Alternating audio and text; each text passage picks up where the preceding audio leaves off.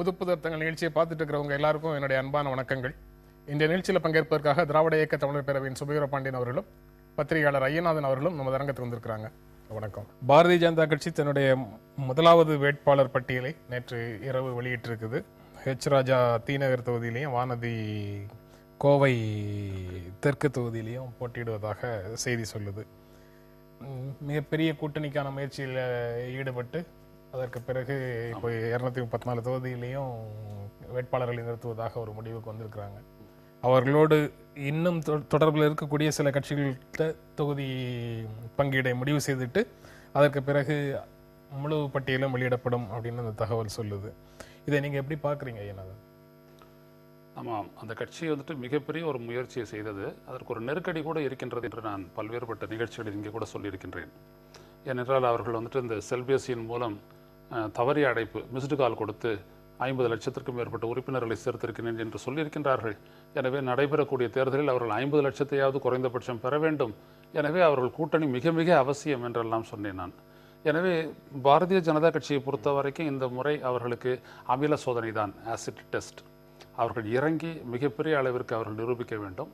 வரவேற்கத்தக்க ஒரு விடயம் என்னவென்றால் அவர்களுடைய முன்னணி தலைவர்கள் எல்லாம் முதல் பட்டியலிலேயே வந்திருப்பது, நாங்கள் துணிவுடன் தேர்தலை சந்திக்கின்றோம் என்கின்ற ஒரு அழுத்தத்தை, ஒரு விதமான ஒரு எண்ணத்தை மக்களிடையே ஏற்படுத்தக்கூடியது. மற்றபடி அந்த கட்சி போட்டியிடுகிறது 234 தொகுதிகளிலும். ஒரு சில கூட்டணி கட்சிகள், உதாரணத்திற்கு இந்திய ஜனநாயக கட்சி போன்ற சில கட்சிகளுடன் அவர்கள் பேச்சுவார்த்தை நடத்தி கொண்டிருக்கின்றார்கள்.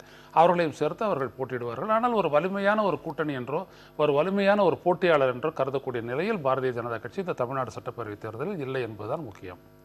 நீங்க எப்படி பார்க்குறீங்க? 2014 நாடாளுமன்ற தேர்தலின் போது பாரதிய ஜனதா கட்சி அந்த மோடி என்கிற பெயர் இவைகளெல்லாம் ஒரு குறிப்பிடத்தக்க வாக்குகளை பெறக்கூடிய கட்சியாக அது இருக்கலாம் என்கிற எண்ணிக்கை தமிழ்நாட்டில் அமைந்த ஒரு வலிமையான கூட்டணி எல்லாம். ஆனால் இன்றைக்கு பாரதிய ஜனதா கட்சியினுடைய நிலை பழைய பாரதிய ஜனதா கட்சியினுடைய நிலையாகத்தான் இருக்கிறது. இதற்கு முந்தைய தேர்தல்களில் எல்லாம், சட்டமன்ற தேர்தல்களில் இன்றைக்கும் பாரதிய ஜனதா கட்சிக்கு தமிழ்நாட்டில் எந்த ஒரு இடமும் இருந்ததில்லை.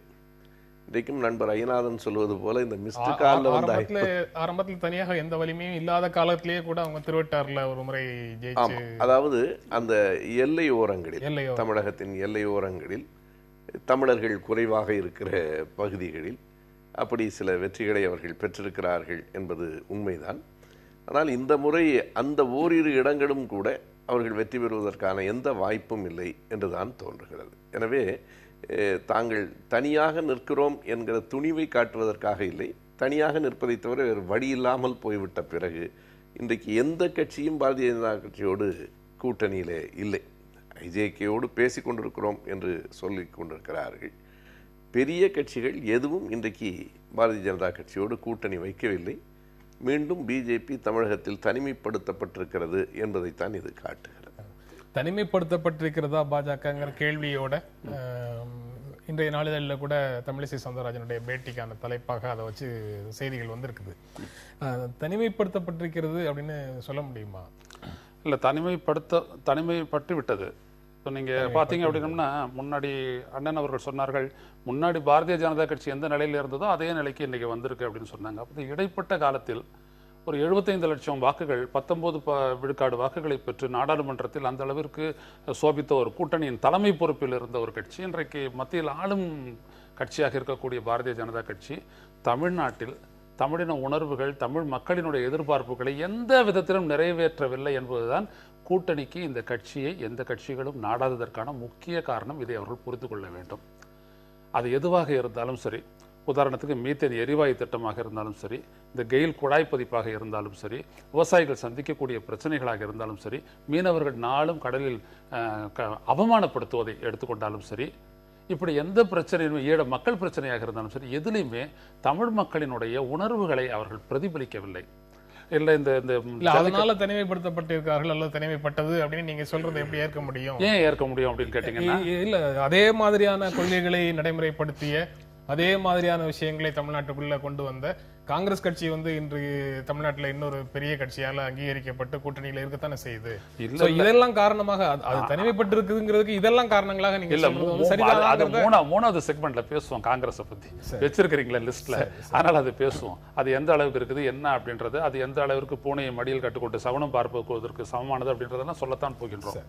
பாரதிய ஜனதா கட்சியை பொறுத்தவரை அவர்கள் கச்சத்தீவிலிருந்து அந்த ஜல்லிக்கட்டு வரை பல்வேறுபட்ட வாக்குறுதிகளை தந்தார்கள். ஈவன் மீத்தன் எரிவாயு திட்டத்தை நாங்கள் வந்தால் தடுப்போம் என்று கூட கருப்பு முருகானந்தம் அவர்கள் தஞ்சை நாடாளுமன்ற தொகுதியினுடைய வேட்பாளராக இருந்தபோது பரப்புரை செய்தார். எங்கே நடந்தது?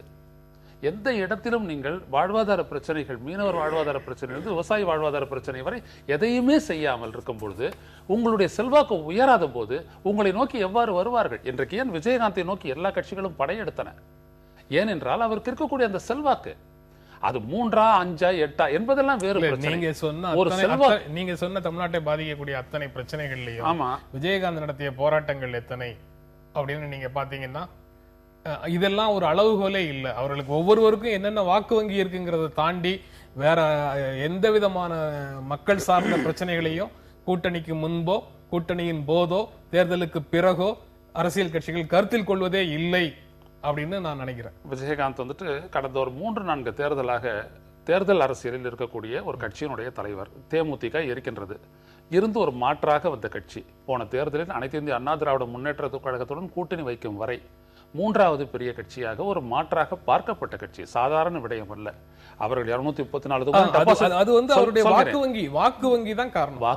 வாக்கு வங்கின்றது எந்த செல்வாக்கின் அடிப்படையில் வந்தது? ஒரு எதிர்பார்ப்பை இவர்கள் நிறைவேற்றுவார்கள் என்று மக்களிடம் ஒரு எதிர்பார்ப்பு இருந்தது. நிறைவேற்றுவார்கள் எனக்கு என்னுடைய பார்வையில் அது ஒரு வேறுபாடு இருக்கிறது. அதாவது காங்கிரஸ் பாரதிய ஜனதா ரெண்டும் இந்திய கட்சிகளாக இருந்தாலும் காங்கிரசுக்கு தமிழ்நாட்டில் ஒரு வேறு இருக்கிறது, பாரதிய ஜனதா கட்சிக்கு கிடையாது. அதாவது நான் பழைய வரலாற்றை சொல்லுகிறேன். காங்கிரஸ் 67 வரை ஆளும் கட்சியாகவும் இருந்திருக்கிறது. ஏறத்தாழ ஒரு நிலவுடைமை சமூகத்தினுடைய போக்கில் காங்கிரஸ் கட்சி ஜமீன்தார்களின் கட்சியாக, காங்கிரஸ் கட்சி தான் கிராமங்களில் ஊடுருவி இருந்த கட்சியாக, வலிமையான கட்சியாக இருந்தது. அதற்கு பின்னால் தேய்வு ஏற்பட்டது என்பது வேறு. பொது உடைமை கட்சி கூட 52 தமிழ்நாட்டில் எதிர்கட்சியாக இருந்தது. பிறகு அது தேய்வுக்கு உள்ளாயிற்று. பாரதிய ஜனதா கட்சி தமிழ்நாட்டில் இல்லை, இருந்தால்தான் அது ஜனசங்கமாக இருந்த போதும் இல்லை, பாரதிய ஜனதா கட்சியாக இருந்த போதும் இல்லை. இந்த மோடி என்கிற ஒரு பெயர் வந்த அந்த ஒரே ஒரு கட்டத்தில் 2014வது நாடாளுமன்ற தேர்தலில் மட்டும்தான் அவர்கள் மேலே வந்தார்கள். அதையும் அவர்கள் தக்க வைத்துக் கொள்ளவில்லை. நீங்க கடந்த முறை நீங்க வந்த அமர்வுல இதே மாதிரியான கருத்தை சொன்னீங்கன்னு நினைக்கிறேன். அதாவது காங்கிரஸ் கட்சி ஜமீன்தார்களின் கட்சியாக நீங்க வந்து நிகழ்வுதானான்னு எனக்கு சரியாக நினைவில்லை. ஆனா அந்த அன்றைய நிகழ்ச்சி முடிந்ததற்கு பிறகு காங்கிரஸ் கட்சியில் இருந்து தொலைபேசி அழைப்பு வந்தது. தோற்றத்திலேயே பல வசதியானவர்களை கொண்ட அமைப்பாக திராவிட இயக்கம் தான் வந்தது. காங்கிரஸ் கட்சி பல எளிய சுதந்திர போராட்ட வீரர்களை கொண்ட கட்சி, தலைவர்கள் வந்து நிலவுடைமையாளர்களாக இருந்திருக்கலாம் சில பேர். ஆனா நீங்க கட்சியையே வந்து நிலவுடைமையாளர்களுடைய கட்சின்னு சொல்வது வந்து சரியல்ல. இல்ல, அப்படி நான் ஜமீன்தார்களின் கட்சி என்று இன்றைக்கும் அதாவது ஒவ்வொரு கட்சிக்கும் காலத்தில் வரலாற்றில் பல்வேறு மாற்றங்கள் முகங்கள் வந்திருக்கின்றன. நீங்க சொல்லுகிற அந்த நண்பர் குறிப்பிடுவது நீதி கட்சியினுடைய காலம். உண்மைதான், நீதி கட்சி ஜரிகை குல்லாக்கடியினுடைய காலம் என்று சொல்லப்பட்டது. அன்றைக்கு பொப்பிலி அரசர்கள், பனகல் அரசர் என்று அந்த மன்னர்கள் ஜமீன்தார்களையும் தாண்டி அப்படி இருந்த கட்டம். பிறகு சுயமரியாதை இயக்கம் வந்ததற்கு பிறகும், அண்ணாவின் தலைமையில் திமுக கழகம் வந்ததற்கு பிறகும் ஏழை எளிய மக்களின் கட்சியாகத்தான் அது. அதாவது இன்னமும் நான் பல கூட்டங்களில் சொல்லுவேன், முடிதிருத்தும் கடையிலும் தேநீர் கடையிலும் தான் திராவிட இயக்கம் வளர்ந்தது என்று. அது எளிய மக்களின் கட்சியாக வளர்ந்தது. காங்கிரஸ் கட்சி விடுதலை போராட்டத்தில் ஈடுபட்ட கட்சி என்றாலும் கூட ஒரு கிராமத்தில் இருக்கிற எளிய மக்கள் காங்கிரசுக்கு வாக்களித்தார்கள். அவர்கள் சிந்தித்த அல்ல, அங்கே இருக்கிற அந்த பண்ணையார்கள் அவர்கள் சொல்லுகிற அடிப்படையில் வாக்களித்தார்கள். நான் சொல்ல வருவது காங்கிரஸ் கட்சியை பற்றி விமர்சனம் அல்ல.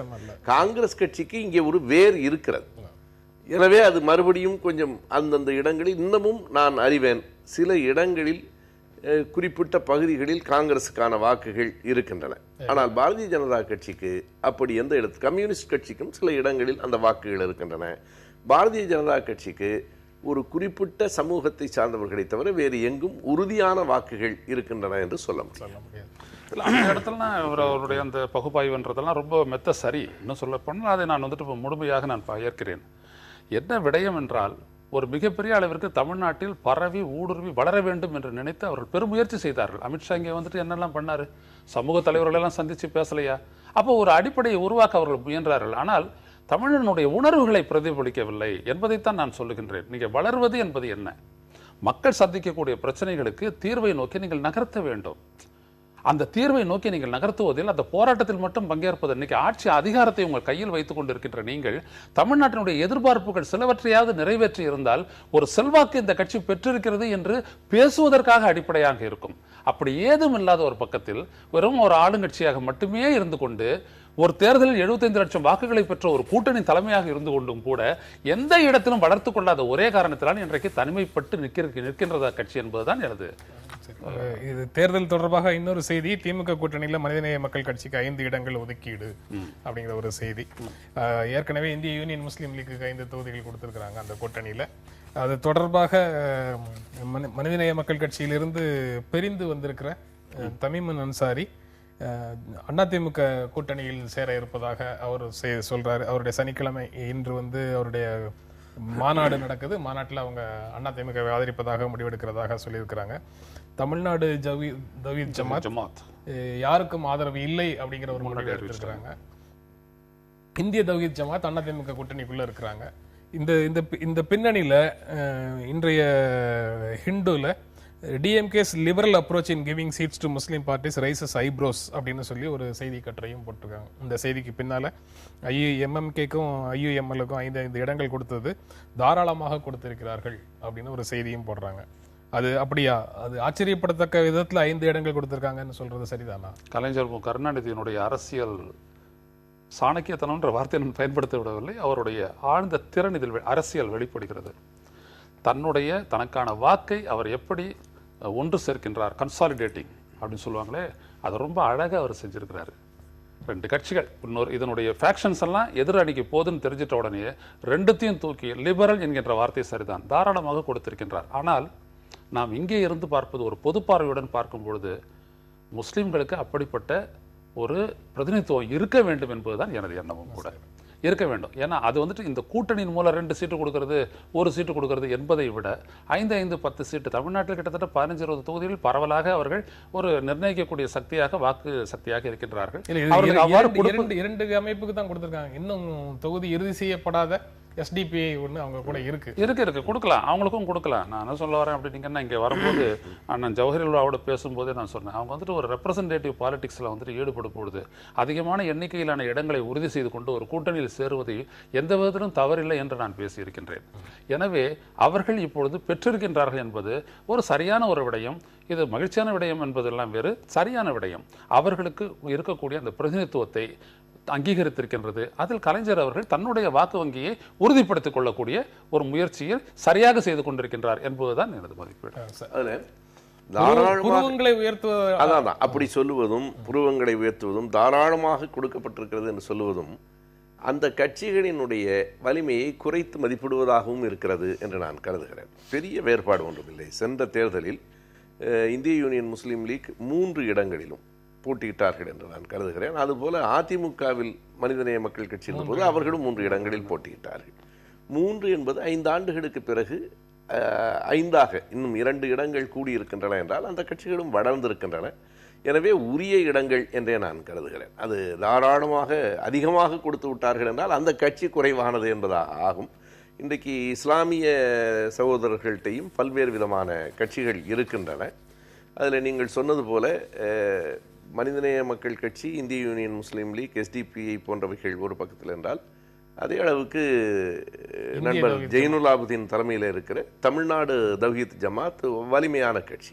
இந்திய தவ்ஹீத் ஜமாத் அவ்வளவு வலிமையானதாக நான் கருதவில்லை. நான் வாக்குகளின் எண்ணிக்கையில் குறிப்பிடுகிறேன். எனவே அன்று ஜெயினுலாபுதீனுடைய தமிழ்நாடு தவ்ஹீத் ஜமாத் எந்த கட்சிக்கும் ஆதரவில்லை என்று சொல்லுகிற போது ஏறத்தாழ ஒட்டுமொத்தமாக இஸ்லாமிய மக்களினுடைய வாக்குகள் திமுக கழகத்தின் பக்கம் இந்த தேர்தலில் வருவதற்கான வாய்ப்புகள் கூடுதலாக இருக்கின்றன என்பது எண்ணம்.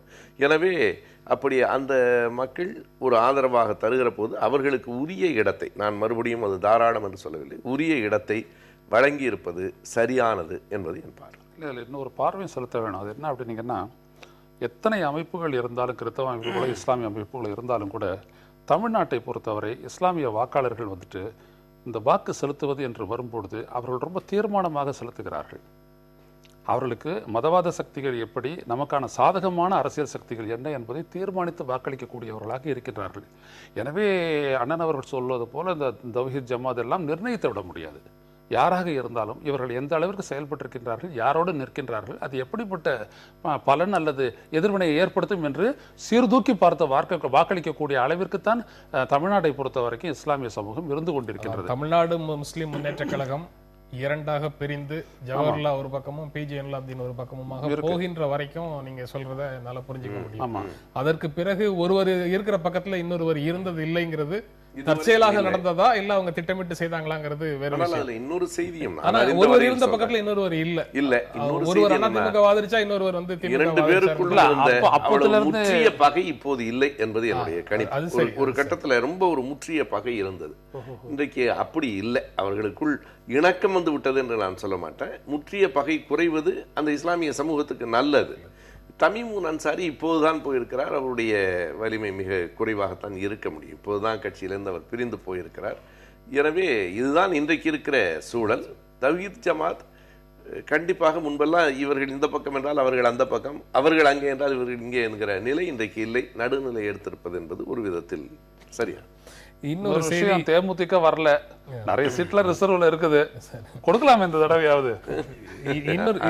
அது உண்மைதான். அதாவது இடங்கள் இருக்கிற போது நீங்க அப்படி சொல்றீங்க. ஆனா சூழ்நிலைக்கு ஏற்ப கூட்டணி அப்படின்னு சொல்லி டாக்டர் கிருஷ்ணசாமி சொல்றாரு. ஏப்ரல் முதல் வாரத்துல தான் அறிவிப்பேன். இன்னமும் என்ன 2 இடத்துல இருந்து அழைப்பு வருது, அதனால அவர் இருக்கிறாரு. அவர் ரொம்ப 2 இடத்துல இருந்தா 3 இடத்துல இருந்துமா இருக்கலாம். 3 இடத்துல இருந்து உண்மைதான், 3 இடம். ஏன்னா இவங்களும் அழைப்பு கொடுத்திருக்கிறாங்கல்ல, மக்கள் நல கூட்டணி பிளஸ் தேமுதிக, அவங்களுக்கு கொடுத்திருக்கிறாங்க அழைப்பு. அதனால அவர் என்ன நினைக்கிறாரு, சரி மெதுவா பாப்போமேன்றாரு. அவர் ரிஸ்க் எடுக்கிறாரு. கேட்ட போடுற சந்தர்ப்பம் கூட வந்துருது. அதனால அவரு சீக்கிரம் முடிவு எடுக்கணும். அவரு அதான் ரொம்ப ரொம்ப நல்லது. இன்றைய அரசியலை பொறுத்தவரை அழைப்பு என்கின்ற ஒன்று இருக்கின்றது என்பதற்கு காரணத்திற்காக நாம் அப்படியே பிறகு பார்த்து கொள்ளலாம் என்று இருந்தார். டாக்டர் கிருஷ்ணசாமி மாதிரியான ஒரு கொள்கை வழி நின்று பேசக்கூடிய நபர்கள் சூழலுக்கு தகுந்த மாதிரி கூட்டணி குறித்த முடிவு எடுப்போம் அப்படின்னு சொல்வதை எப்படி புரிஞ்சுக்கிறது அப்படிங்கிறது தான் இதுல சிக்கலான சொல்றது. அதாவது இன்னமும் 50 நாள் தான் இருக்கு தேர்தலுக்கு, இன்னமும் சூழ்நிலையை பார்த்து கொண்டிருக்கிறோம் என்று சொல்லுவது வேறு ஒன்றுமில்லை. எந்த கூட்டணியில் இடம் கூடுதலாக கிடைக்கிறது என்று. ஆனால் இந்த இடத்தில் நான் கட்சி சார்பெல்லாம் தாண்டி இன்னொன்றை பதிவு செய்ய வேண்டும் என்று நினைக்கிறேன். மக்களிடம், அதுவும் பொதுவாக வளர்கிற ஒரு புதிய இளைய தலைமுறை இடத்துல இந்த மாதிரி எல்லா கட்சியிடமும் கூட்டணி பேசுவது என்பது ஒரு வரவேற்கத்தக்கதாக இல்லை என்ற நிலை வளர்ந்து கொண்டிருக்கிறது. சரியோ தப்போ நாங்கள் இந்த பக்கம்தான் என்று சொல்லுகிற ஒரு நிலைப்பாடு வர வேண்டும் அரசியலில் என்கிற எண்ணம் இன்னைக்கு வளர்ந்துட்டு இருக்கு. அதுதான் சரியானது. அது குறைந்து கூட போகலாம், எங்களுக்கு இடம் இல்லாமல், ஆனால் நாங்கள் இந்த பக்கம் தான் என்று சொல்லுகிற ஒரு உறுதி வேணும். அந்த ஃபர்ஸ்ட் பாஸ்ட் தி போஸ்ட் தேர்தல் முறைக்குள்ள, இப்ப இருக்கக்கூடிய நம்ம தேர்தல் முறைக்குள்ள இந்த மாதிரி வாக்கு வங்கி குறைவாக இருக்கக்கூடிய அல்லது சில மாவட்டங்கள்ல மட்டும் செல்வாக்கோட இருக்கக்கூடிய அரசியல் கட்சிகளுடைய நிலை வந்து ரொம்ப பரிதாபத்திற்கு சொல்றது சரியானு எனக்கு தெரியல. ஆனா ரொம்ப கஷ்டமான ஒரு நிலையில தான். அதாவது கட்சியை காப்பாற்ற வேண்டிய ஒரு கட்டாயம் ஒவ்வொரு கட்சியின் தலைமைக்கும் இருக்கிறது. ஆனால் நான் கருதுகிற, என் பார்வையில் சொல்லுகிறேன், ஒரு இடத்தில் உறுதியாக இருந்தால் அந்த உறுதி கட்சியை காப்பாற்றும். வெறும் இந்த தேர்தலில் இருக்கிற இடங்கள் தான் கட்சியை காப்பாற்றும் என்று கருத வேண்டியதில்லை. நாங்கள் இங்கேதான் அப்படின்னு நின்னாலே அவர்கள் மீது நான் என்ன சொல்றேன்னா, எங்களுக்கு எதிராக கூட நிற்கட்டும், நான் திமுக வரணும் சொல்லல, எதிராக கூட இருக்கட்டும், ஆனால் எங்கே என்கிற இடத்தில் ஒரு இடத்தில் உறுதியாக இருக்க வேண்டும். என் போன்றவர்களுக்கு விஜயகாந்த் மீது ஏற்பட்ட முதல் கோபம் அதுதான். நீங்க எங்கேயும் இல்லாமல் இப்படி பேசிக்கொண்டு இதுதான் என்பதை ஒரு முடிவுக்கு வர வேண்டும். இன்னமும் அந்த நிலை வரவில்லை என்பதெல்லாம் உண்மை. அங்கே போவதும், அங்கே இல்லை என்றால் இங்கே வந்து விட்டு பிறகு அங்கே போவதும் எல்லாம் நடந்து கொண்டு இருக்கிறது. நான் வேடிக்கையாக சொன்னால், நான் ஒரு 2-3 நாட்களுக்கு முன்னால் பகலில் ஒரு செய்தி பார்த்தேன். சரத்குமார் அதிமுக விட்டு எதிர்த்து பேசி கொண்டிருந்தார். ஒரு 1 மணி நேரம் மத்தியானம் தூங்குவேன், தூங்கி எழுந்தால் அவர் அதிமுகவுக்கு போயிட்டார். ஏன்னா 1 மணி நேரம் தூங்குறதுக்குள்ள வேற பக்கம் போயிட்டாங்களேன்னு தோணுகிற நிலைதான் இன்றைக்கு இருக்கிறது. அரசியலில் தூங்க போகும் நேரம் என்பது நீண்ட காலம் என்பதையும் நான் கருத்தில் கொள்ள வேண்டும். இதுல உள்ளபடியே அவர் சொன்ன ஒரு விடயம் முக்கியமானது. உதாரணத்துக்கு விஜயகாந்த் அவர்களை எல்லோரும் நாடி சென்ற பொழுது அவர் சரியான ஒரு கொள்கை நிலையை எடுத்து இன்றைக்கு எடுத்திருக்கக்கூடிய முடிவை ஒரு மாதத்திற்கு முன்னால் எடுத்திருந்தார் என்றால் அது மிகப்பெரிய அளவிற்கு அந்த மக்கள் நல கூட்டணிக்கு ஒரு ஒரு ஒரு உந்துதலை கொடுத்திருக்கும். இப்பொழுது எடுத்தது தவறு என்று சொல்லவில்லை, சரியானது தான். ஆனால் தாமதமாக எடுக்கப்பட்ட முடிவு கூட செல்வாக்கை குறைக்கும். அதுவும் இந்த புதிதாக வந்திருக்கக்கூடிய புதிய வாக்காளர்களை நீங்கள் எதிர்பார்த்து இருக்கக்கூடிய இந்த தருணத்தில் அப்படியெல்லாம் செய்து விடக்கூடாது. ரெண்டாவது, அவர் சொன்னதை போல ஒரு அடிப்படையில் நின்று பேச வேண்டும். கிருஷ்ணசாமி அவர்கள் எந்த அடிப்படையில் நின்று யாரை நோக்கி போகின்றார் என்பது சட்டப்பேரவையில் நீங்கள் வலிமையாக நீங்கள் எதிர்த்து பேசியிருக்கின்றீர்கள். அப்படி பேசிவிட்ட நீங்கள் உங்களுக்கு இருக்கக்கூடிய ஆப்ஷன் என்பது வாய்ப்பு என்பது 2 தான். ஒன்று திராவிட முன்னேற்ற கழகம் கூட்டணி அல்லது மக்கள் நல கூட்டணியோட. சட்டமன்றத்தில் 5 ஆண்டு காலமும் வாழ்த்துப்பா பாடியவர்கள் இப்போ திமுகவோட வந்து நிக்கலையா?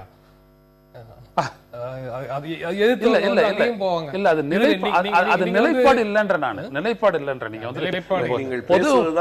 பொதுவாதத்துல நாம் கட்சி அரசியலை தாண்டி ஒரு அரசியல் அறம் என்பதை வலியுறுத்த வேண்டிய கட்டத்தை நோக்கி எல்லா கட்சியில இருக்கிறவங்களுக்கும் அந்த கடமை இருக்கிறது. நியாயப்படுத்த முடியாது. அந்த மாதிரி நிலை மாறி வருவாங்க. நியாயப்படுத்த ஒரு அரசியல் அறம் தேவை, அது கண்டிப்பான தேவை. புனித வெள்ளிக்கு வாழ்த்து தெரிவிச்சு மகிழ்ச்சி, ஹாப்பி குட் ஃப்ரைடே அப்படின்னு சொல்லி ட்வீட் பண்ணிட்டு சில அமைச்சர்கள் திரும்பி பெற்றுக்கொண்டார்கள் அப்படின்னு ஒரு செய்தி இருக்கு. அந்த செய்தியை எப்படி பாக்குறீங்க நீங்க? அதாவது அது முதல்ல சரியா புரிஞ்சுக்காதே அவங்க சொல்லிட்டாங்க. அதுக்கு வாழ்த்து சொல்லக்கூடிய நாள் அல்ல. அந்த தியாகத்தை நினைத்து பார்த்து அதை நாம நம்மளுடைய வாழ்க்கையை மாற்றி அமைத்துக் கொள்ள வேண்டும் என்பதற்காக அது நம்முடைய பாவத்தை சுமந்து சென்று, அதற்காகவே அந்த பாவத்தை சுமந்தது தான் அந்த கல்வாரி மலைப்பகுதியில் நடந்து சிலுவையை சுமந்தது அப்படின்றது, நம்மளுடைய பாவங்களை சுமந்து சென்றது அப்படின்றது தான் அதனுடைய பொருள். ஆனால் இவங்க அதை உணராமல் என்ன பண்ணிட்டாங்க, அது ஒரு வாழ்த்து ஆக்கிட்டாங்க, ஏதோ கொண்டாடுறாங்கன்ற மாதிரி வாழ்த்து ஆக்கிட்டாங்க. அதனால அவங்க அதை பற்றி ஒரு விமர்சனம் வந்துட்டோடனே திரும்பி பெற்றிருக்கிறாங்க. மற்றபடி சிலரெல்லாம் இந்த நாளை பொறுத்த வரைக்கும் அவங்களுக்கு கிறிஸ்தவர்களுக்கு ஒரு செய்தியை சொல்ல வேண்டும் என்பதற்காக சொல்லியிருக்கின்றார்கள். அந்த உணர்வை நாம் மதிக்கலாம்.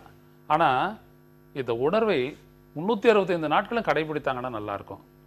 இந்த பல்வேறுபட்ட மத மொழி இனங்களை கொண்ட ஒரு சமூகம், இந்திய சமூகம், அதில் எல்லோரும் பரஸ்பரம் ஒருத்தரை ஒருத்தர் மதிக்கணும், பாராட்டணும் அப்படின்ற ஒரு உணர்வோடு இவங்க இருந்தாங்க அப்படின்னோம்னா தட் இஸ் செக்குலர் பாலிடிக்ஸ்.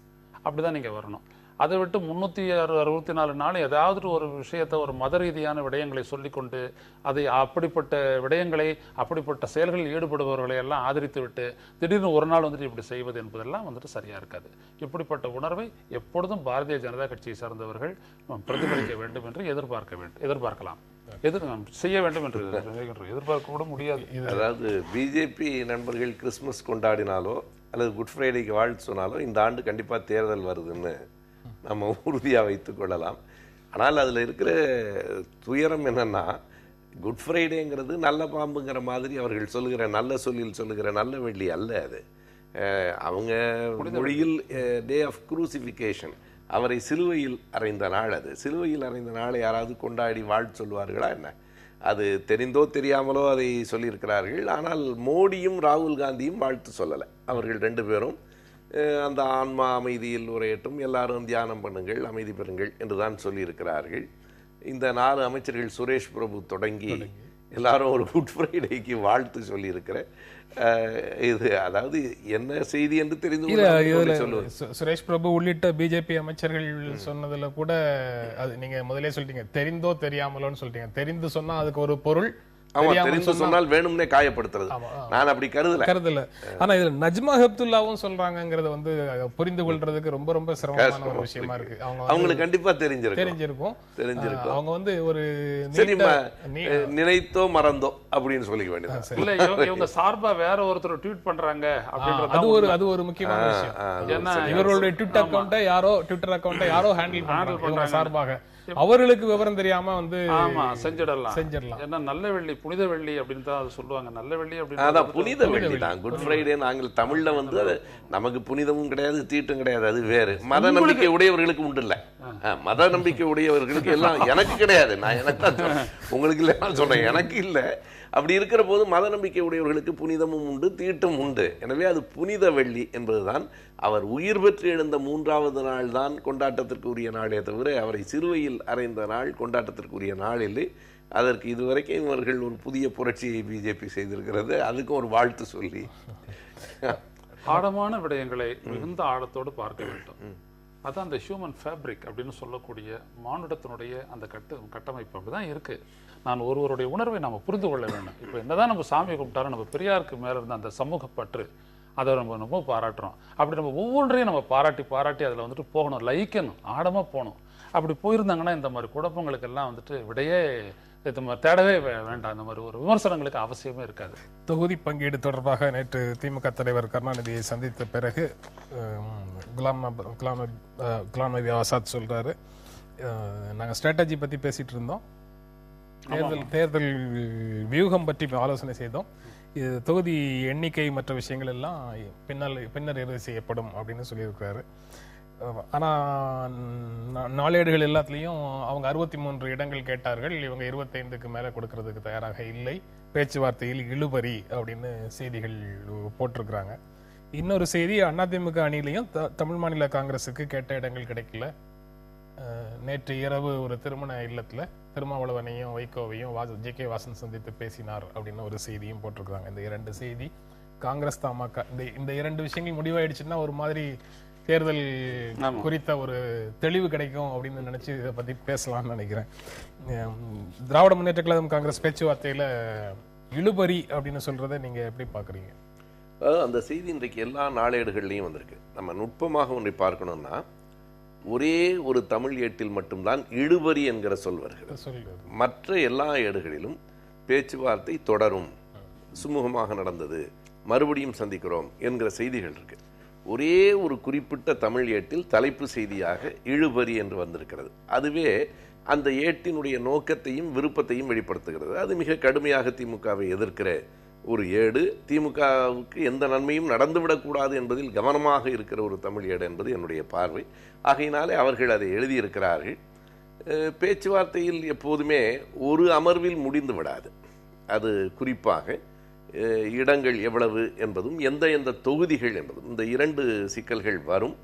ஆனால் சென்ற முறை கடந்த பிப்ரவரி மாதம் வந்து போகிற போது குலாம் நபி ஆசாத், நாங்கள் அந்த எண்ணிக்கையில் ரொம்பவும் கவனமாக இருக்க மாட்டோம் என்று சொன்னார். இப்போதும் ஒன்றை சொல்லியிருக்கிறார், திமுக எங்களுக்கு உரிய இடத்தை கொடுக்கும் என்று நம்புகிறோம் என்று சொன்னார்.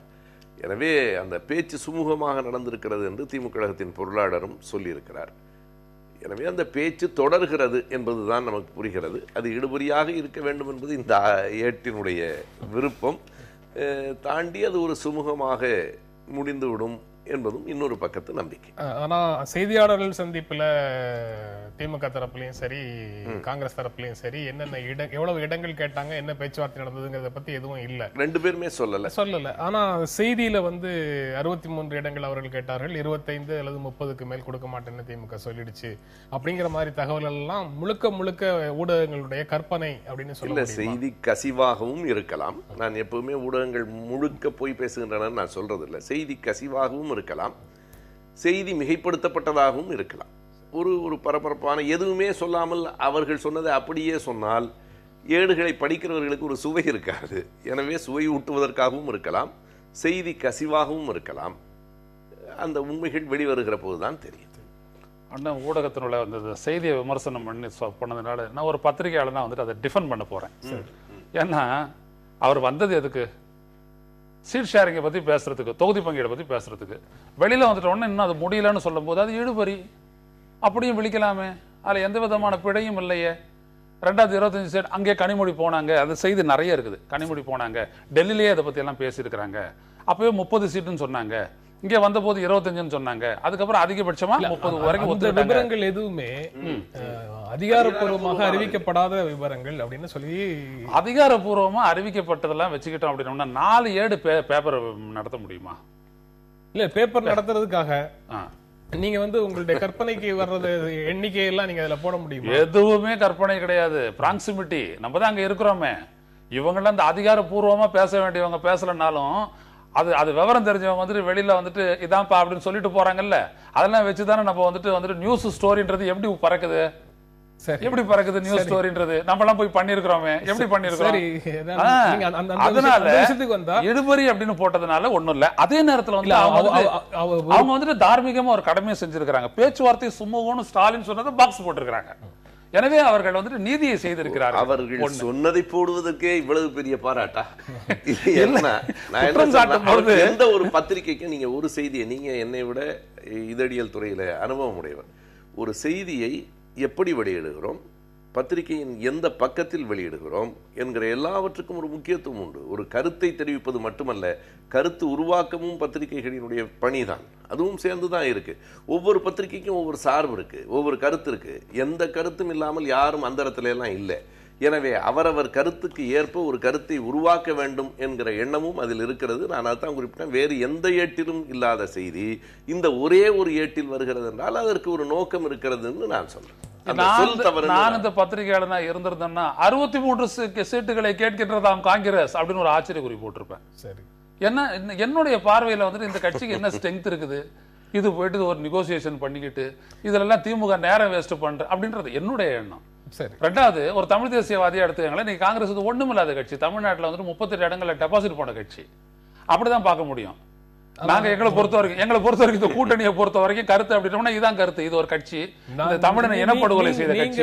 நீங்க வந்து ஒரு ஊடகவியலாளராக உங்க பார்வையை சொல்றீங்க. அப்ப நானும் சொல்றேன், என்னால அவங்க 63 கேக்குறாங்களா 80 கேக்குறாங்களா, அவங்களுக்கு வந்து 25 கொடுக்கணுமா 40 கொடுக்கணுமா 30 கொடுக்கணுமா அப்படிங்கறத பத்தி கருத்து சொல்வது என்னுடைய வேலை அல்ல அப்படின்னு நான் நினைக்கிறேன். இல்ல, ஒரு பத்திரிகையாளராக அது அவங்க 2 பேரும் சேர்ந்து முடிவு செய்யறது. ஆமா, அது தகுதி, ஒருவருடைய தகுதி என்ன அப்படின்னு தீர்மானிக்கிறத ஊடகம் செய்ய முடியாது அப்படின்னு நான் நினைக்கிறேன். அப்ப இன்னொரு இடம் ஒண்ணு வந்திருக்குது, அவங்க வந்துட்டு அதிகாரப்பூர்வமா அறிவிக்கிறது வரைக்கும் வந்துட்டு ஒரு சின்னதா ஒரு பெட்டி செய்தியை போட்டுட்டு திமுக காங்கிரஸ் கூட்டணி பேச்சுவார்த்தையில் இந்த முடிவு ஏற்படவில்லை சின்னதா வச்சுட்டு நம்ம போயிடணும். இதுக்கு ஒரு முக்கியத்துவம் கொடுக்கணும் அப்படின்னோம்னா இன்றைய அரசியல் சூழல் நிர்ணயிக்கிறது, அவ்வளவுதான். இன்றைய சூழல் என்ன அப்படின்னா கூட்டணியை பத்தி 2 மாசமா பேசிட்டு இருக்கிறீங்கல்ல, என்ன அடிப்படையில் நீங்க பேசுனீங்க? ஊடகங்கள்ல வரக்கூடிய பத்திரிகைகள்ல வரக்கூடிய செய்திகளின் அடிப்படையில தான் பேசுறோம். சரி, செய்திகளின் அடிப்படையில தான் பேசுறோம். அது தொடர்பாக யாராவது அத ஒரு முறையும் விஜயகாந்த் மறுத்து இருக்கிறாரு. ஆனா பொருட்படுத்தி இருக்கிறீங்களா? நீங்க பொருட்படுத்தவே இல்லை. அவர் பேசுறதே 3 அக்கேஷன் தான். ஒண்ணு அங்க காஞ்சிபுரத்துல, அப்புறம் மகளிர், 3வது முறையா கையெழுத்து போட்டாரு. 3 இடங்கள். இந்த 3 நாளை தாண்டி நீங்க பேசியே இருக்க கூடாது. ஆனா நீங்க 2 மாசமா போட்டு 4-5 பேரை கூட்டிட்டு வந்துட்டு எல்லாரையும் கூட்டிட்டு வந்துட்டு அப்படி போனா இப்படி வருமா, இப்படி போனா அப்படி வருமா, அது எல்லாமே சாத்தியங்கள் குறித்தவை, சாத்தியங்கள் குறித்த அதை பற்றி விவாதம் தான். இப்படி நடந்தது அப்படின்னு சொல்லி ஒரு நாளும் இப்படி நடக்கலாம் என்பது இதுல நடந்ததுன்றதெல்லாம் இல்ல. இது வந்து என்ன அப்படின்னா ஒரு, அதாவது ரீட் பிட்வீன் த லைன்ஸ் அப்படின்றது ஒரு தர்மமா ஏத்துக்கிறோம் ஊடகத்துல. சரி, ரீட் பிட்வீன் த லைன்ஸ். அதே மாதிரி குலாம் நபி ஆசாத் வந்ததுக்கும் அவர் சந்திச்சுட்டு வந்து சொன்ன செய்திக்கும் இடையில் போந்தால் இழுபறி இருக்கிறது, முடிவாகவில்லை. சரி, வந்த காரணம் அப்ப அந்த ஒரு செய்தியை போட்டதுல தவறு இல்ல. நாம என்ன அப்படின்னோம்னா அரசியல்வாதிகள் செய்யாததை நாம் இட்டுக்கட்டி சொன்னால் நீங்கள் சொல்லுவது இல்ல இல்ல, நீங்க இழுபறி அப்படின்ற சொல்லுக்கு பின்னால இருக்கக்கூடிய அரசியலை அவர் சுட்டி காட்டுறாரு. ஒரு சொல்லுக்கு பின்னால ஒரு அரசியல் அண்ணன் இன்னொன்னு சொன்னாரு, எல்லாருக்குமே ஒரு நோக்கம் இருக்கும். அது நிச்சயமான ஒரு விடயம். இதே இது இன்னொரு நாள் இப்ப மக்கள் நல கூட்டணிக்காக ஒரு நோக்கம் இருக்குது, மக்கள் நல கூட்டணி சார்ந்து ஒரு நோக்கம் இருக்குது, மக்கள் நல கூட்டணி நல்லா வரணும்னு ஊடகத்துல இருக்குது. புரியுதுங்களா? இதை தாங்காதுன்னு சொல்றதுலயும் மக்கள் ஒரு ஊடகம் ஒரு அரசியல் இருக்குது. எல்லாமே அது இருக்குங்கிறது உண்மைதான். அதைத்தான் அவர் சுட்டி காட்டுறாரு. அதை நீங்க வந்து சொல் தவறானது, அன்பார்லிமெண்ட் அப்படிலாம் சொல்ல அவதூறு என்று அதற்கு பின்னால் ஒரு அரசியல், அதற்கு பின்னால் ஒரு அரசியல் இருக்கிறது. நான் இதில் உண்மை இருக்கின்றது என்று உணர்கிறேன். அதான் உண்மை இருப்பதும் உண்மை. எனவே அதை சொல்லுவதற்கு இது சரியான வார்த்தை என்றும் நான் சொல்லுகின்றேன். ரெண்டாவது, அவங்களுடைய தரப்பு நியாயத்தை போடாம இருந்தா பரவாயில்ல, அதையும் பாக்ஸ் கட்டி அது ஒரு கலரிங்லாம் கொடுத்து ஸ்டாலின் சொல்றதை போட்டிருக்கிறாங்க. எனவே நீங்க வந்து இன்னொரு நாளிதழில் அது வந்து திமுக காங்கிரஸ் தொகுதி பங்கீடு பேச்சு, தேர்தல் வியூகம் பற்றியும் ஆலோசனை, குலாம் நபி ஆசாத் கருணாநிதி சென்னையில் சந்திப்பு அப்படின்னு போட்டிருக்காங்க. இது வந்து ஒரு விதமான ஃபேக்சுவல் ரிப்போர்ட்டிங். இழுபறின்னு போடுறதுல எனக்கு ஒன்றும் சிக்கல் இல்லை. ஆனா அதுக்கு பின்னாடி ஒரு அரசியல் இருக்குங்கிறத நான் ஏற்கிறேன். ஒரு செய்தி நிறுவனம் கொடுக்கக்கூடிய செய்தியை அப்படியே போடுறதுக்கு நம்ம செய்தியாளர்களா? செய்தியாளர்களுக்கு என்ன பொருள்னு புரியுது. செய்தி அப்படியே போடாம வேறு மாதிரி போட்டாதான் செய்தியாளர். வீட்டு ரிப்போர்ட்டராவே நாங்க இருந்திருக்கிறோம். தமாகால உட்கார்ந்துகிட்டு தமாகாவுக்கு சாதகமா செய்தி போடுறதுக்காக நாங்க போயிட்டு காங்கிரஸ் சாதகமா செய்தி போடுற சத்தியமூர்த்தி போன வீட்டு ரிப்போர்ட்டரா யாருக்கு சாதகமாகவும் போட வேண்டாம் பாதகமாகவும் அங்க உள்ள அவங்களுக்குள்ள நடக்கக்கூடிய பேச்சுல இருந்து ஒரு பொருளை எடுத்து ஒரு செய்தி ஆக்கினாதான் வார பத்திரிக்கை. அதுல இருந்து ஒன்னு எடுத்து ஒரு செய்தி ஆக்கினாதான் தொலைக்காட்சி இப்படி எல்லாம் பண்ணாதான் நாளைக்கு நடக்கக்கூடிய டெவலப்மெண்ட் வந்துட்டு ஐயோ தெரியலையே அப்படின்னு சொல்லதா இருந்ததுன்னா அந்த எடிட்டருக்கு என்ன மரியாதை இருக்கும்? வேலையை விட்டு எடுத்துருவாங்க. இல்ல அதுலயும் முன்னாடி ஏடுகளுக்கும் நாளேடுகளுக்கும் வேறுபாடு உணர்ந்து அதையும் அதாவது அண்ணன் போன்றவர்கள் கொள்கைவாதிகள். அரசியல் என்பது சூழலாலும் சிக்கலாலும் நிர்ணயிக்கப்படுகிறது. அதுல அது கொள்கைங்கிறது வேற, அரசியல் கட்சிகளுடைய நடைமுறைங்கிறது வேற, பத்திரிகை தர்மம்ங்கிறது வேற, குடும்பம்ங்கிறது வேற, சமூகம்ங்கிறது வேறன்னு எல்லாம் நம்ம பேச முடியுமா? அப்படிலாம் இல்ல, எல்லாத்துக்கும் ஒரு அரசியல் குடும்பம் வேறன்னு சொல்ல முடியுமா? அப்படிலாம் பேசுற நிலைமைக்கு வந்துட்டோமோ. கொள்கை வேறு அரசியல் வேறுங்கிறது எவ்வளவு சோகமான கட்டத்துல இருக்கோங்கிறது. கூட்டணி அப்படின்றதுல கொள்கை இல்லைன்னு தான் எல்லாருமே டிக்ளேர் பண்ணிட்டாங்க. அப்புறம் அதையும் இதையும் தனிச்சு பேசக்கூடாது அப்படின்னா எப்படி? சரி, நீங்க ஊடகத்தை விட்டுட்டு நீங்க செய்திக்குள்ள வாங்க. காங்கிரஸ் கேட்ட தொகுதிகளுக்கும் திமுக கொடுக்கறதாக சொன்ன தொகுதிகள்னு இங்க வந்திருக்கிற ரிப்போர்ட்டுக்கும் இடையில ஒரு இடைவெளி இருக்கு. அந்த 63ங்கிறது சென்ற முறை திமுக கூட்டணியில் காங்கிரஸ் போட்டியிட்ட இடம் 63ங்கிறத வச்சுட்டு திரும்ப 63ன்னு சொல்லிட்டு இருக்காங்க. சென்ற முறை காங்கிரஸ் இருந்ததை விட இப்ப தமிழ் மாநில காங்கிரஸ் என்று உள்ள ஒரு பிரிவு ஏற்பட்டிருக்கிறது. எல்லாம் பேசப்பட்டிருக்கும். அதை விட முக்கியமாக மத்தியில் ஆட்சியில் இல்லை, அழுத்தம் கொடுக்க முடியாது. அதையெல்லாம் நாம் கருத்தில் எடுத்துக்கொள்ள வேண்டும். ஏன்னா திமுக தரப்புல வழக்கெல்லாம் சந்திக்க வேண்டிய ஒரு நிலை எல்லாம் இருந்தது. உடனே அப்ப 63 கிடைச்சது. அப்படி பார்த்தா முறியக்கூடிய ஒரு நிலை ஏற்பட்டது அல்லவா? மத்தியில் ஆட்சியில் இருக்கிற பாரதிய ஜனதா கட்சி யாருக்குமே அழுத்தம் கொடுக்க முடியல. காரணம் என்ன அப்படின்னீங்கன்னா வந்துட்டு அந்த அளவுக்கு வந்துட்டு இவங்களால இவங்க குறி வச்ச திசையில வந்துட்டு பண்ண முடியல. அதுதான் முக்கியம்.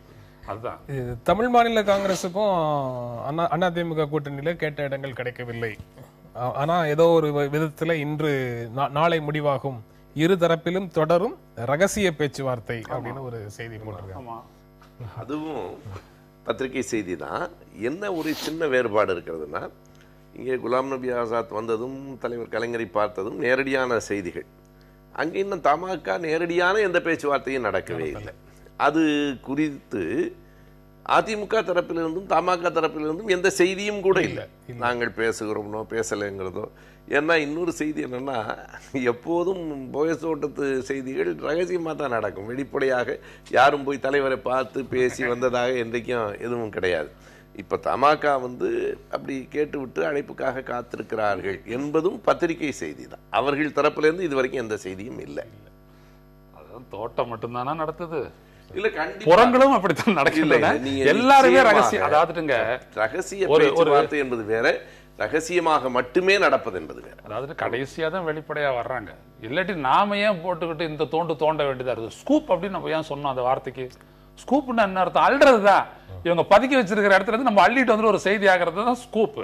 அப்ப அதெல்லாம் ஏன் நம்ம செய்யறோம்? இவங்களாம் ரகசியமா நிறைய விஷயங்களை பண்றாங்க அப்படின்றதுதான். இதெல்லாம் புரிஞ்சுக்கிட்டு தான் எல்லாவற்றையும் வெளிப்படையாக பேச முடியாது என்பது உண்மை. எதையுமே வெளிப்படையாக பேச மாட்டார்கள் என்பது இன்னொரு பக்கம். இன்னொன்னு வெளிப்படையாக சொல்லக்கூடிய அளவிற்கு கூட்டணியினுடைய பேச்சுவார்த்தைக்கு அடிப்படை இல்லை என்பதும் இன்னொரு உண்மை. இவங்க மக்கள் நலனை அடிப்படையாக வைத்து கூட்டணி பேச்சுவார்த்தை நடத்துகிறார்கள் என்றால் வெளிப்படையாக நடத்தி இருக்கலாம். அப்படி நடத்தாமல் வெறும் இடங்களை மட்டும் அல்லது வேறு பல காரணங்களை மட்டுமே அடிப்படையாக வைத்துக் கொண்டு பேசுகிறார்கள். ரகசியமாக வைக்க வேண்டிய அவசியம் இருக்கின்றது. எனவே ரகசியத்துக்கான ஒரு காரணமும் இருக்கின்றது அல்லவா? அதையும் நாம் பார்க்க வேண்டும். அப்ப இதெல்லாம் யாரு வெளிக்கொணர்வது? மக்களினுடைய எதிர்பார்ப்பிற்கோ அல்லது மக்களினுடைய நன்மைக்காகவோ கொண்டு வரக்கூடிய அந்த பொறுப்பு ஊடகங்களுக்கு இருக்கின்றது. அறியும் சுதந்திரம் என்பது இருக்கின்றது அல்லவா கருத்து சுதந்திரத்தோடு? அப்ப அதை நம்ம சொல்லித்தானே இல்ல. என்ன செய்தின்னா, மறுபடியும் ஐயநாதன் இந்த அரசியல் பற்றி பேசாமல் ஊடகங்களை பாதுகாப்பது பற்றியே ஊடகங்கள் வழியா நான் அரசியலை பார்க்கிறேன். ஊடகங்கள் வழியா நீங்க அரசியலை இப்ப இன்னைக்கு இந்த அரசியல் இந்த ரகசிய பேச்சுவார்த்தை ஆமா அப்படின்னு சொல்றீங்க, அல்லது எல்லா விஷயங்களையும் பகிரங்கமா பேச முடியாதுன்னு அவரும் சொல்றாரு. பேரம்னு சொல்றீங்க, எந்த வார்த்தையை பயன்படுத்தினாலும் சரி, அதையெல்லாம் நடத்துறது யாருங்கிறத பற்றி ஊடகங்கள் ஸ்கூப் கொடுத்திருக்குதா? ஏன் கொடுக்கல? இன்னும் இந்த தலைவருடைய மாப்பிளையும் அந்த தலைவருடைய மச்சானும் இந்த ஹோட்டல்ல பேசுனாங்க அப்படின்னு கொடுக்கலையா? கொடுக்கிறோம். இல்ல, இந்த கட்சி சார்பாக இந்த தொழிலதிபரும் அந்த இன்னொரு நபரும் பேசுறாங்க. ஒரு தொலைக்காட்சி அதிபர் அனுப்பப்பட்டார். அந்த தொலைக்காட்சி பேச்சுவார்த்தை நடந்த பிறகு இதை பற்றி எல்லாம் இன்றைக்கு நல்ல செய்தி வரும் என்று கலைஞர் சொன்னார். அப்படிலாம் வரலையா செய்தி? இதை பற்றி எல்லாம் பேசுவதற்கு எந்த அதிகாரத்தின் கீழ் அவங்க பேசுறாங்கிறத பற்றி கேள்விகள் எழுப்பியிருக்கிறோமா? ஏன் அதை நம்மளா எழுப்பவே முடியாத ஒரு கட்சி அப்படின்றது என்ன அப்படின்னோம்னா, அவங்க தான் சொல்றாங்களே சில, இது எங்களுடைய உட்கட்சி விவகாரம் அப்படிலாம் நெஞ்சு துருக்கிட்டு அவங்க சொல்றாங்களே. உட்கட்சி விவகாரம் அதெல்லாம் எப்பொழுதுமே நீங்க பார்த்தீர்களானால் இன்றைய நிலையில் இந்த அரசியல் சீரழிந்து விட்டது என்பதற்கான உதாரணம், ஒரு சான்று, இவர்கள் எல்லாம் இந்த ரகசியமா பேசுறது ஒண்ணு. நம்ம தெளிவாக நிகழ்ச்சியின் இறுதி பகுதிக்கு வந்தோம். இந்த தமிழ் மாநில காங்கிரசுக்கு அதிமுக கூட்டணியில் இடம் கிடைக்குமா, வேறு கூட்டணியில் இடம் கிடைக்குமாங்கிறது வேறு விஷயம். காங்கிரசுக்கு கேட்ட இடங்கள் கிடைக்குமா இல்லையாங்கிறதும் வேற விஷயம். ஆனா இந்த கூட்டணி தொடர்பான மாறலான்றதும் ஒரு விஷயம். சரி, கூட்டணி தொடர்பான பேச்சுவார்த்தைகள் கட்சி தலைவர்களிடத்துல இல்லாம வேறு இடங்களுக்கு நகர்ந்து போயிடுச்சுங்கிற டெவலப்மெண்ட்டை நாம எப்படி பார்க்கணும்? அதுக்கும் நம்ம ஊடகங்கள் தான் ஒரு காரணம். ஏன்னா கட்சி தலைமையிலேயோ அலுவலகத்திலேயோ ஏதாவது நடந்தா அங்க உடனடியாக அந்த செய்தி வெளியே வருகிறது. எனவே வேறு வேறு இடங்களில் சந்தித்து ஒரு அளவுக்கு ஒரு ஒத்த கருத்து வந்ததற்கு பிறகு அதில் வெளிப்படையாக வருவது என்பதுதான் இயல்பாக இருக்கிறது. இந்த கொள்கைவாதி ஏன் இந்த மாதிரி அரசியல்வாதிகளை தேர்தல் அரசியல் நான் என்ன சொல்கிறேன், ஊடகத்துக்கு பயந்துதான் இவங்க ரகசிய பேச்சுவார்த்தை இல்ல, ஊடகங்கள் அதை பெரிதுபடுத்தும். நீங்க தேர்தல் அரசியல் என்பது வேற, நீங்க அரசியலே பண்றீங்க. ஊடகங்களை நான் பகையா பார்க்கல. ஊடகங்களுக்கு எல்லா செய்தியையும் உடனுக்குடனே கொடுக்க முடியாது, கொடுக்க வேண்டாம். நான் என்ன சொல்ல வரேன் அப்படின்னா, இந்த ஒரு பேச்சுவார்த்தையில வெளிப்படைத்தன்மை இருந்தது அப்படின்னோம்னா ஏன் நீங்க ரகசியமா பேசணும்? இப்ப நான் என்ன சொன்னேன், மீத்தேன் எரிவாயு திட்டமோ இல்ல அந்த கெயில் குழாய் பதிப்பு திட்டத்தையோ அடிப்படையில வச்சா கூட்டணி அமைக்கிறாங்க. இல்ல, வெறும் சீட்டை. இப்போ குலாம் நபி ஆசாத் வந்தாரு, கொள்கை கூட்டணி பேச வந்தாரா? சீட்டுக்காக தானே வந்தாரு. இல்ல, அது அந்த அந்த 60 30 அப்படிங்கிற விஷயத்தை சொன்னாலே அங்க வந்து பெரிய இடைவெளி இருக்கு, அந்த பேச்சுவார்த்தை முறிந்து போகும் அப்படிங்கிற மாதிரி செய்திகளை தவிர்ப்பதற்காக முடிச்சு போட்டுருவாங்கிறதும் ஒரு பயம் இருக்கலாம்ல அவங்களுக்கு. எப்படி அவங்களுக்கு இருக்கலாம். அது எப்படி இவங்க கிட்ட இல்லாத ஒரு நோக்கம் ஊடகத்திலிருந்து நிறைவேற்றப்படுமா? எல்லா ஊடகங்களையும் நீங்க எழுப்பின கேள்விக்கு பதில் சொல்லிடுறேன். இந்த அளவுக்கு ரகசியமாக பேச்சுவார்த்தை நடைபெறுவது என்பது ஜனநாயகமற்ற ஒரு முறைக்கு அத்தாட்சி. ஜனநாயகம் மற்ற முறைக்கு அப்படின்னு சொல்லி ஜனநாயகத்திற்குள் இது எல்லாம் அடங்குகிறது என்பதுதான் என் கருத்து. இந்த நிகழ்ச்சியில பங்கேற்று உங்களுடைய கருத்துக்களை பகிர்ந்து கொண்டதற்கு எங்கள் நெஞ்சார்ந்த நன்றி. மீண்டும் சந்திப்போம். நன்றி, வணக்கம்.